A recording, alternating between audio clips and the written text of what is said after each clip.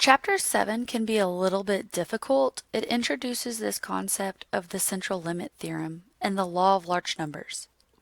So the central limit theorem is a powerful tool that we use in statistics. It gives us some information about distributions even if we don't know everything. So it says that knowing that data, even if its distribution is not normal, behaves in a predictable way is a powerful tool. And so the idea behind the central limit theorem is we have some conditions that have to be met, and if those conditions are met, the central limit theorem tells us a lot about the data. Even if we don't know anything about the distribution itself, the central limit theorem gives us information on that and tells us how the data behaves in a predictable way. So let's get into some specifics. We're going to talk about the central limit theorem for means and for proportions. So means we talk about in terms of a continuous distribution, and proportions we talk about as a discrete. So a proportion is a count, a number out of a total, and then a mean is an average of some type of collection of data. So a few terms to recall: population and sample. So population is our complete collection of observations or possible observations. The sample is the subset of that to which we're actually studying. A parameter is a characteristic about a population. A statistic is a characteristic about a sample. So examples of parameters: mu, sigma, sigma squared, and p. Examples of statistics: x bar, s, s squared, p hat.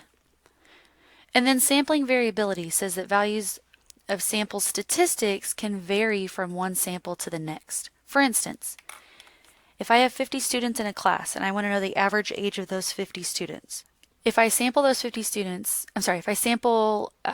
of those 50 students and ask them their age, then I get a sample mean. We'll call that x bar. If I take a different sample of 10 students, is my x bar going to be exactly the same? Is the average age going to be the same for those new 10 students? Probably not. And then I can do this again, and I can keep doing this over and over again, taking samples of 10 students and getting the average age of those students. And every time, my x bar will be different. That is what sampling variability refers to. These are statistics, right? X bar is a statistic, and it varies from one sample to another. Here's some notation. So P represents population proportion. P hat is a sample proportion. So population would be for the entire, P would be for the entire population. P hat would be for the sample that we're studying. Mu and x bar represents population mean, sample mean, and then we have sigma and s for population and sample standard deviation. So the sampling distribution of a statistic, we're going to talk about both the mean, the sample mean. So this says the sampling distribution of the sample mean. It is the distribution of x bar. And then we're going to talk about the sampling distribution of the sample proportion. This is the sampling distribution of p hat. And so one thing we're going to notice as we start talking more and more about proportions is that it can come to us in one of two ways. It can come to us as a percentage. We sampled 50 people and 30% said yes to our question. Or it can come as a part out of the total. If it gives you a number out of the total, then it's going to give you, say we sample 50 people and 15 of them said yes. 15 is not a proportion. 15 out of 50 is a proportion. So a proportion is a number between 0 and 1. Just keep that in mind when you're working with P and P hat. So what's the idea behind this central limit theorem, sampling distribution concept? So the central limit theorem. In chapter 6 previously, we talked about how x was normal with mu and sigma, mean and variance. And if we took a bunch of individual data points and we plotted them and created kind of a distribution, it would look normal. We're doing a similar thing here, except instead of X values, we now have X bars. So instead of saying we have all these college women and we want to know how tall they are, we're now saying we took a sample of 50 college women and averaged their height, and this was their average. We took another sample of 50 women, college women, and averaged their height, and this is what we ended up with.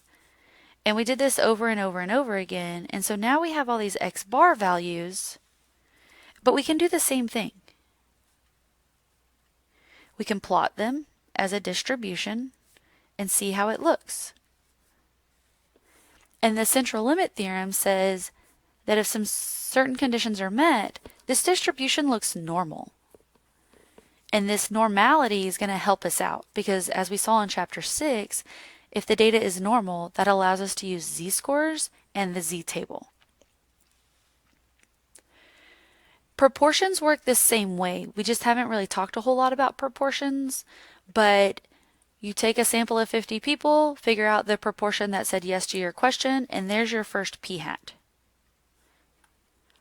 Take another sample of 50 people, ask them the question, figure out the proportion that said yes, and you have another p-hat. And then you create a histogram with this, and it again will look normal if some conditions are met. So now we need to talk about what else we know about these distributions and what these conditions are.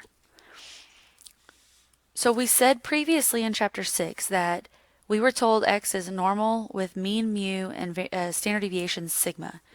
We were told these three things. So the normal is the shape, the mean is the center, and the standard deviation is the spread. So what does the distribution look like? Where's the middle of it? And how spread out it is.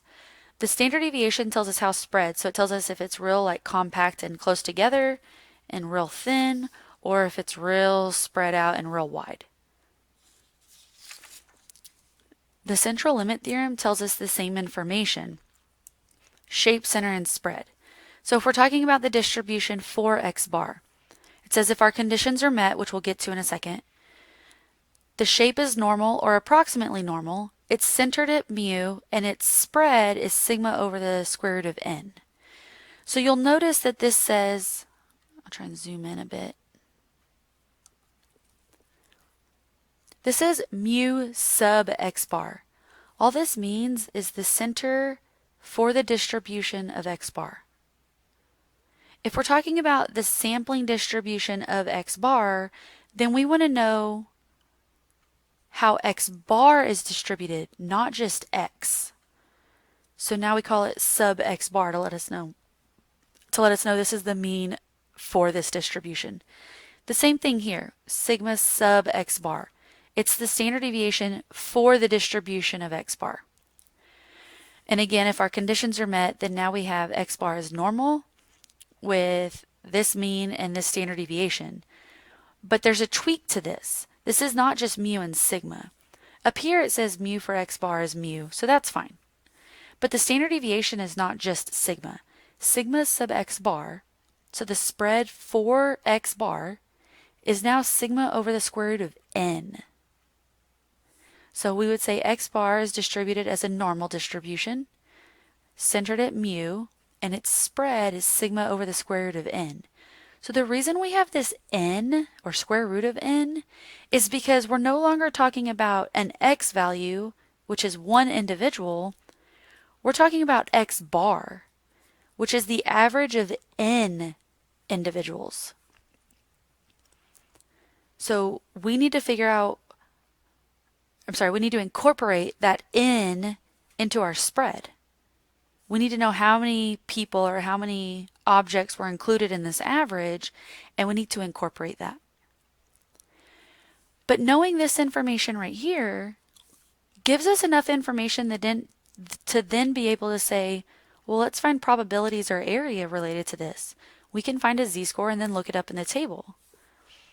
So previously, our z-score was x minus mu over sigma. Well, now our z-score is the variable of interest, which our variable is X bar, minus the center. Well, our center is mu sub X bar, which is mu. divided by the spread. Well, our spread is sigma sub x bar, which is sigma over the square root of n. So it's variable minus mean divided by spread. And you'll notice right here, that's what we have. But I keep talking about these conditions. So all this only applies if our conditions are met. And so here are the conditions. You will see these over and over throughout this semester. We need to have a representative sample. So typically this is done with a random sample, but it doesn't always have to be random. If we know that the sample represents the population, then we're good to go. A random sample is the most common. And then one of these have to apply as well. So you need conditions 1 and 2, but under condition 2, it can be one or the other. So the population must be normal. If we're told the population is normal, then every variation of a sample beneath that will also be normal. If we don't know that the population is normal, so it doesn't tell us, or it tells us it's skewed, then we need to look at our sample size. If our sample size is large enough, then we can carry on. Large enough is typically at least 30. This is not a hard and fast rule. This is a suggestion. The more skewed your distribution, the larger your sample size needs to be. So let's do the same thing for proportions. Now we're talking about the central limit theorem for p hat, the sampling distribution for p hat. Well, we don't know a whole lot about p. We've talked a little bit about it when we talked about the binomial distribution back in chapter 4. And so if our conditions are met here, then again the shape is normal. The center of the distribution, which now we're calling, this is mu sub p hat, and this is centered at p. And then the spread, sigma sub p hat, is the square root of p 1 minus p over n. All right, so now we can say that p hat is normally distributed, centered at p with this spread, this square root piece. And again, we can find a z-score. So it's the variable of interest, p hat, minus the center, p, divided by the spread.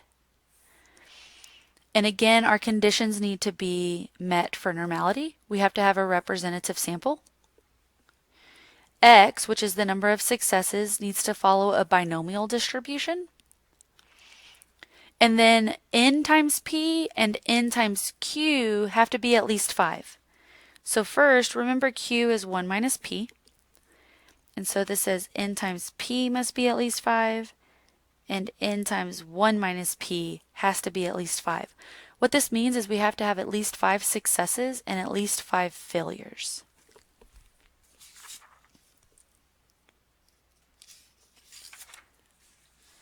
To kind of summarize all this, this table gives you all the information. So the statistic we're looking at, the center, the spread, the shape, if our sample sizes, if our conditions are met, when n is large, and what our z-score formula is. And then you have a few notes down here at the bottom. There's a difference between parameters and statistics. The central limit theorem tells us the shape, the center, and the spread. You're going to need to know the difference between proportions and means. That is a huge piece of this entire semester.